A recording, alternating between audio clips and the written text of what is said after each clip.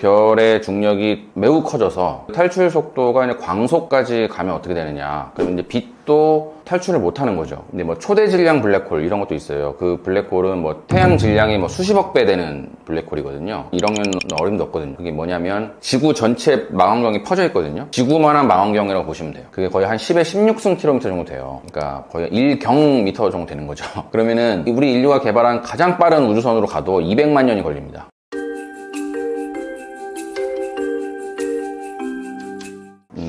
몇 가지 재밌는 얘기들이 있어요. 그러니까 원래는 이제 이게 1780년대, 그러니까 18세기 후반에 이 블랙홀이라고 하는 천체를 상상하던 사람들이 좀 있었죠. 구체적으로 이제 존 미첼이라고 하는 영국의 소설가였던 것 같은데 과학자이기도 하고 그분이 이제 상상을 한 거죠. 그러니까 이 뉴턴의 중력 이론이 이제 퍼지고 난 후에 어떤 천체가 중력이 너무나 세면 중력이 세다는 얘기는 모든 물체를 잡아당긴다는 의미잖아요. 그래서 우리가 보통은 지구라고 하는 행성을 탈출하기 위해서도 일단 일정한 속력이 필요해요. 지구라는 중력권을 벗어나려면은 초속 11km 정도를 가야 돼요. 그러니까 그 정도가 안 되면 지구 중력권을 벗어날 수가 없어요. 태양계도 마찬가지고요. 그러니까 태양의 중력을 벗어나서 태양계 밖으로 나가려면은 그 일정 해당되는 탈출 속도가 있어야 되고 점점 그 천체 중력이 세지면 그 탈출 속도도 점점 커지겠죠. 그 중력권을 벗어나기 위해서 움직여야 되는 속도가 이제 빨라져야 되는데 그렇다면은 그 별의 중력이 매우 커져서 그 탈출 속도가 이제 광속까지 가면 어떻게 되느냐. 그럼 이제 빛도 탈출을 못 하는 거죠. 이제 그런 천체 같은 경우에는 그런 걸 상상한 거예요, 예전에. 그러니까 우리가 어떤 물체를 본다라는 거는 그 물체를 반사해서 나오는 빛을 보는 건데 그 천체로부터 빛이 탈출하지 못하면 우리가 그 별을 볼 수가 없잖아요. 그래서 이제 그런 천체를 상상했고 그때는 이름을 다크스타라고 불렀어요. 암흑별.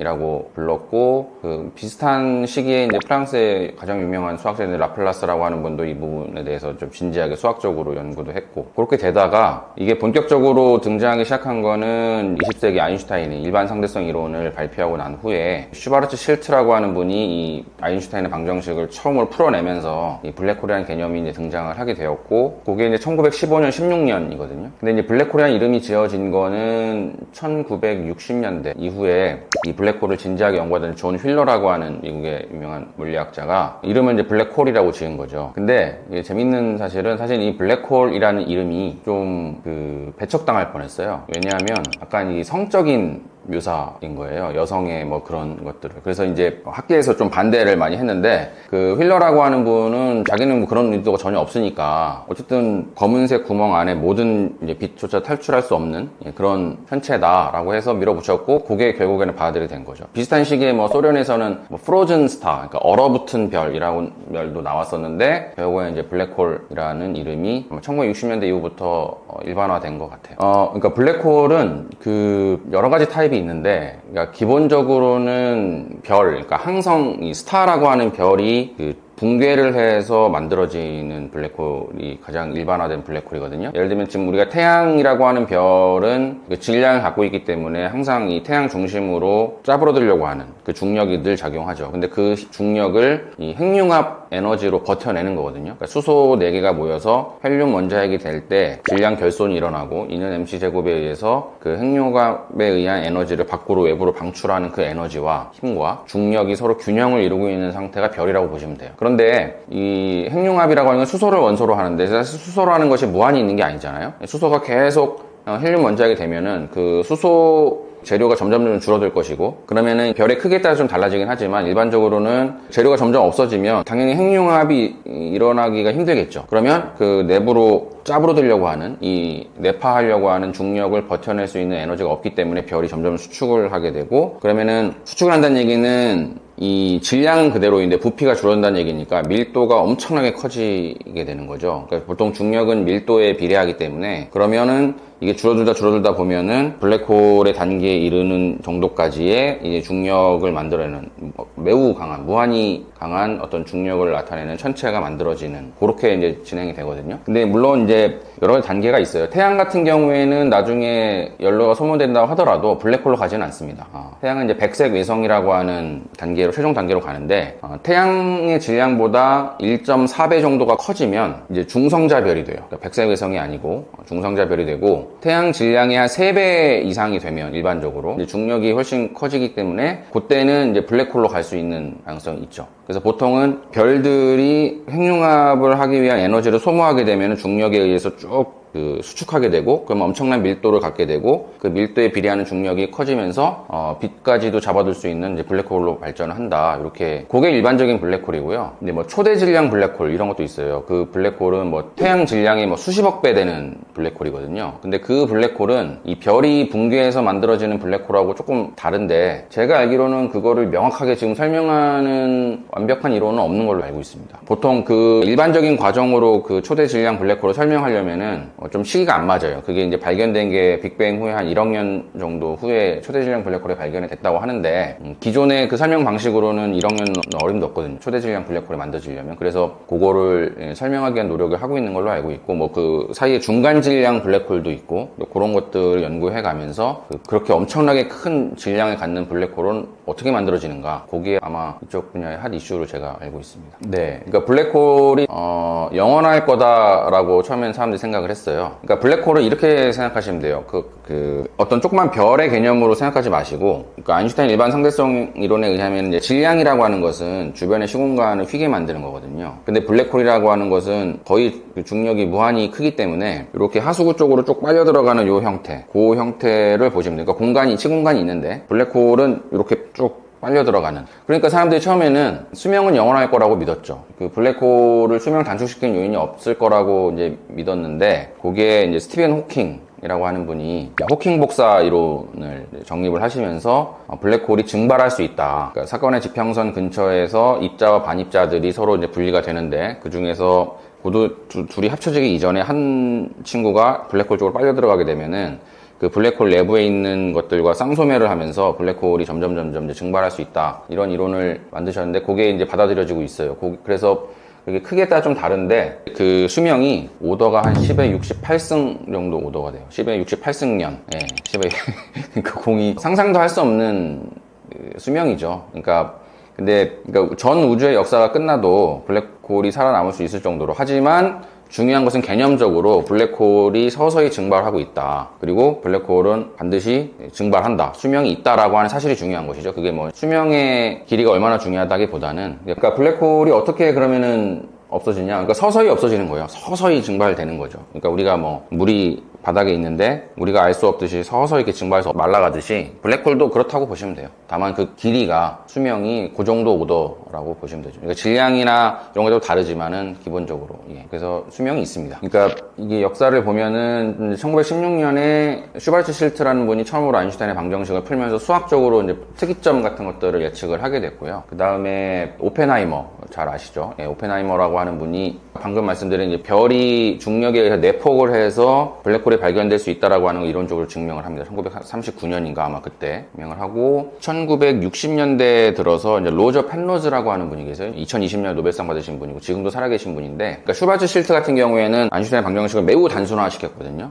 오로지 이제 질량만 있는 블랙홀만 가정해서 이제 풀었는데, 그분은 이제 매우 1965년에 매우 일반화해서 수학적으로도 블랙홀이 얼마든지 생길 수 있다라는 거를 증명을 하셨고, 그래서 사람들이 이제 블랙홀이 있다 없다 계속 얘기가 많이 있다가 일단은 이론적으로는 매우 가능하다라는 사실을 알게 되었고, 그래서 본격적으로 그때 당시 미국과 소련의 우주 경쟁, 이것 때문에 우주 기술도 엄청나게 많이 발전했거든요. 지금 EHT라 그래서 이벤트 호라이즌 텔레스코프라고 하는 망원경이 있어요. 그게 뭐냐면 지구 전체 망원경이 퍼져 있거든요. 그 망원경을 동시에 이제 관측을 하는 거예요. 그러니까 지구만한 망원경이라고 보시면 돼요. 그 이벤트 호라이즌 텔레스코프를 이용해서 1990년대 초반부터 이제 관측을 시작한 걸 제가 알고 있는데, 2019년에 완전히 밝혀진 거죠. 아마 여기서부터 5,500만 광년 떨어진 천여자리에 있는 그 M87이라고 하는 은하의 중심에 있는 거대 질량, 초대 질량 블랙홀을 그때 발견을 합니다. 그래서 이미지도 있어요. 구글에 보면 잘 나와 있죠. 그게 이제 실제 블랙홀의 이미지는 아니고, 그거를 이렇게 시뮬레이션화 시켜가지고 만든 이미지도 금방 찾을 수 있을 것이고, 그리고 나서 3년 뒤에 2022년에 우리 은하 중심에 있는 블랙홀도 발견을 합니다. 우리 은하 중심에,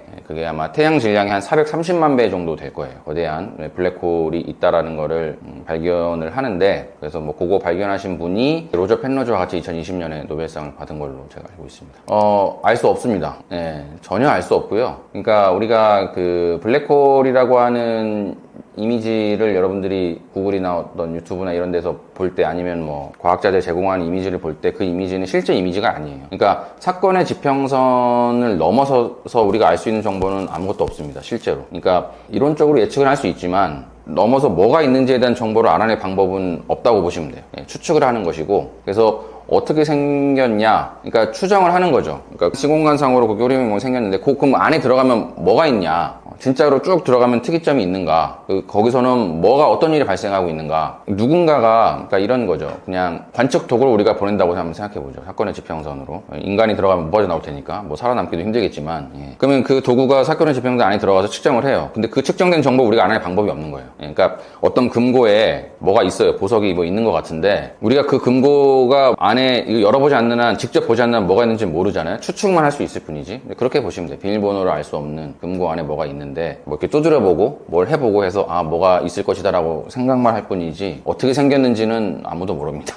앞으로도 모를 거고요. 그 하수구가 이렇게 있는데 그 하수구의 맨 끝에는 밀도가 무한히 크고 중력이 무한히 강한 뭔가 특이점이라는 게 있을 거라고 수학적으로 저희가 예측을 그냥 하고 있거든요. 물론 그거를 통해서 영화에도 나왔지만 이제 웜홀이라는 거, 그러니까 우리가 그 시간 여행, 순간 이동이 가능하다는 건 이렇게 생각해 보시면 돼요. 이렇게 우주 3차원 시험관이 있는데 우리가 표현하기 힘들지만은 블랙홀이라고 하는 거는 이렇게 무한히 가는 이런 하수구 구멍이잖아요. 거기를 통과하면 우리가 인과적으로는 닿을 수 없는 전혀 반대편의 공간에 갈 수도 있는 거죠. 그게 컨셉이 인터스텔라에 나온 컨셉이거든요. 근데 그거는 순전히 이론적인 개념이고, 그러니까 웜홀을 통해서 화이트홀로 나간다? 사실 요거는 이제 스티븐 호킹이 제안을 한 개념이긴 한데 수학적으로도 100% 받아들일지 잘 모르겠어요. 근데 어쨌든 수학적인 개념에 불과하고 그것이 실제로 가능하냐, 가능하지 않냐라는 거는 아마 지금 테스트도 거의 불가능한 상황으로 제가 알고 있습니다. 그냥 재미있는 개념 정도로 이해하시면 될 것 같아요. 그게 어차피 사건의 지평선을 통해서 가는 거기 때문에 사실은 그게 가능하다 하더라도 저희가 알 수 있는 방법은 없습니다. 다시 반복하면. 아까 제가 수명 말씀드릴 때 그 수명하고 연관된 내용이기도 합니다. 그러니까 사실은 그 블랙홀이라는 이름이 붙여질 때 당시 소비에트 연방에서 뭐 프로즌 스타라고도 얘기했다고 하는데 그게 바로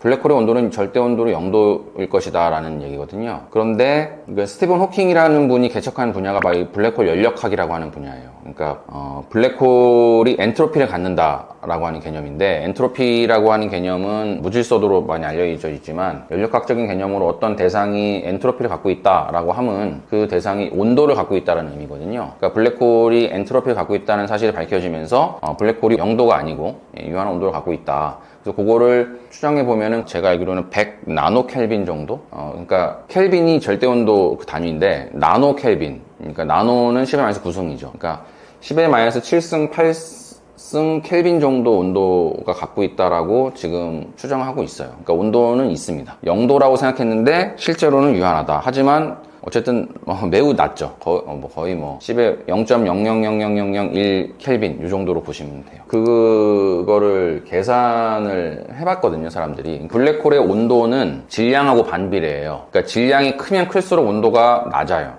거꾸로 말하면은 블랙홀의 질량이 매우 작으면 온도를 매우 올릴 수 있죠. 그러니까 우리가 보통 블랙홀이라고 하면 질량이 당연히 태양 질량의 몇 배 이 정도잖아요. 태양 질량이 지구 질량의 30만 배나 넘는데 몇 킬로 정도까지 작아져야 블랙홀의 온도가 1도 정도 되는 것 같아요. 그러니까 이제 불가능하죠. 1도를 된다라는 거는. 그리고 블랙홀의 온도가 1도를 갖는다는 게 제가 물리학적으로 어떤 의미가 있는지 모르겠어요. 그러니까 그게 엔트로피와 이런 복잡한 내용을 얘기하기 때문에 어쨌든 블랙홀의 온도하고 질량은 정확하게 반비례합니다. 그러니까 질량이 엄청나게 큰 블랙홀이다. 그러면은 저 블랙홀 온도는 유한하지만 매우 낮고 블랙홀의 질량이 점점 작으면 온도가 조금 높다. 그 정도? 그러니까 이런 질문들은 사실은 이제 일반인들이 많이 하는 질문이긴 해요. 그러니까 우리가 보통 어떤 천체를 생각할 때 사실 우리 갤럭시를 한번 생각해 보면은 우리 갤럭시의 이 직경이 10만 광년 정도 됩니다. 빛의 속도로. 이제 10만 년을 가야 되는 거죠. 그리고 태양하고 가장 가까운 별이 이제 알파 센타우리라고 하는 별인데 그게 한 4.3 광년 정도 떨어져 있어요. 그러니까 빛의 광속으로 한 4년 정도 가면 이제 그 별에 닿을 수 있거든요. 그래서 가끔 상상이 많이 펼치죠. 거기 행성 중에 하나 이제 프록시마 AB 행성에 어떤 생명체 있을 수 있다. 그런데 1광년이라고 하는 거리가 이 킬로미터로 환산하면은 그게 거의 한 10에 16승 킬로미터 정도 돼요. 그러니까 거의 1경미터 정도 되는 거죠. 그러면은 지금 우리 인류가 개발한 가장 빠른 우주선으로 가도 200만 년이 걸립니다. 근데 우리가 아까 우리 은하 중심부에 블랙홀 있다고 말씀드렸잖아요. 우리 은하가 가운데가 있고 그러면은 지름이 10만 광년이니까 반지름 5만 광년이죠. 태양계는 중심으로부터 3만 광년 떨어진 데 있어요. 우리 갤럭시로 보면은 거의 약간 변두리 쪽에 있죠. 물론 그 사이에 블랙홀이 있을 수 있는데 지금 우리 인간이 보낸 탐사선이 가장 많이 간 게 지금 보이저 2호로 제가 알고 있는데 그 태양계를 이제 벗어났습니다. 태양계를 막 벗어났고 만약에 지금 태양으로부터 알파 센타우리까지라고 해도 거의 뭐 10,000분의 1도 안 간 거리예요.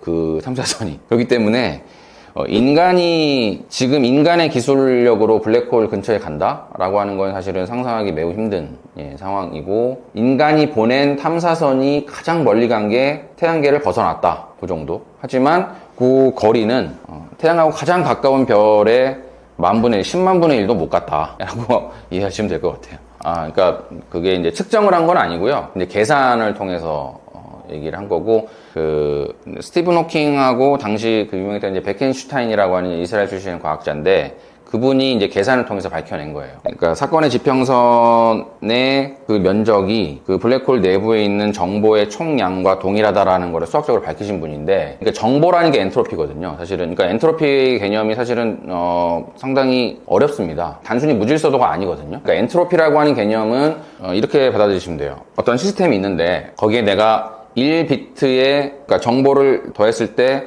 전체 에너지가 총 늘어나는데, 그 늘어나는 양이 온도고요. 그때 1비트의 정보를 가했을 때 그 정보 엔트로피 양이에요. 그러니까 예를 들어서 아까 이제 그 호킹 복사 얘기할 때 뭐 입자랑 반입자가 서로 이렇게 나눠진다고 했는데, 그 중에서 예를 들어서 반입자 성분이 사건의 지평선 안으로 들어갔다. 그러면은 그 1비트의 정보가 그 안에 들어간 거, 거기에 엔트로피가 더해진다. 뭐 그런 개념인 거거든요. 그래서 사실은 측정했다기보다는 그런 일들이 벌어진다라는 거를 가정을 하고 계산을 했을 때 블랙홀이 엔트로피를 가질 수 있다라고 하는 것이, 그게 아마 1970년대 정도 이미 밝혀진 내용이고, 그걸 통해서 추정한 블랙홀의 온도가 한 100 나노켈빈, 10 나노켈빈 정도 된다라고 하는 사실이고, 그거는 관측으로 증명이 됐는지는 제가 모르겠는데 지금 대부분의 물리학자들이 다 믿고 있습니다. 사실로 받아들이고 있어요. 블랙홀은 유한한 온도로 갖는다, 엔트로피가 갖는다. 그리고 그 블랙홀 내부에 있는 엔트로피 총량, 정보의 총량은 그 사건의 지평선의 건 넓이에 비례한다. 근데 그 정도까지만 알고 있으면 될 것 같아요. 온도가 있다. 그러니까 아까 블랙홀이라는 이름처럼